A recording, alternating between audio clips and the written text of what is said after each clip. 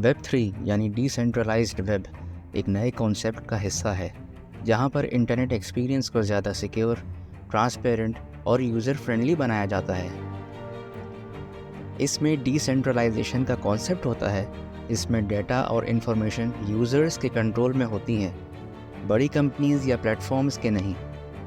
Web 1 जिसे हम static web कहते हैं वो शुरू में हुआ करता था जब इंटरनेट आया था। इसमें सिर्फ वेब पेजेस होते थे जो टेक्स्ट और इमेजेस के रूप में होते थे। आप बस देख सकते थे लेकिन इंटरैक्ट नहीं कर सकते थे। मौजूदा दौर में हम वेब 2 फेज़ में हैं और वेब 2 ने वेब 1 को बदल दिया है। इसमें आप वेबसाइट्स पर कमेंट्स लिख सकते हैं, सोशल मीडिया यूज़ कर सकते हैं, वीडियोस देख सकते हैं और अपने कंटेंट को शेयर कर सकते हैं। एग्जाम्पल्स में फेसबुक और यूट्यूब शामिल हैं। लेकिन वेब 2 में आपकी पर्सनल इन्फॉर्मेशन कंपनीज और प्लेटफॉर्म्स के कंट्रोल में होती हैं जो प्राइवेसी को कॉम्प्रोमाइज़ कर सकती हैं। इसमें ट्रस्ट की कमी होती है क्योंकि डेटा लीक और मिसयूज़ हो सकता है।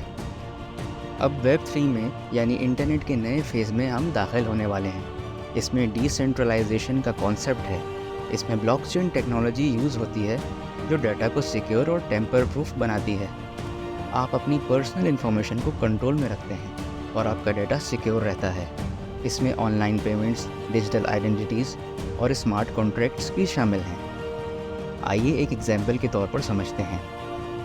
वेब 3 में डिसेंट्रलाइज्ड सोशल मीडिया प्लेटफॉर्म्स होते हैं जहां आप अपनी इन्फॉर्मेशन को कंट्रोल करते हैं और आपका डेटा एड्स के लिए इस्तेमाल नहीं होता। खुलासे के तौर पर वेब 3 डिसेंट्रलाइज्ड, सिक्योर और यूज़र कंट्रोल्ड होता है। ये वेब 1 और वेब 2 के मुकाबले में प्राइवेसी और ट्रस्ट को ज़्यादा इम्पोर्टेंस देता है। शुक्रिया।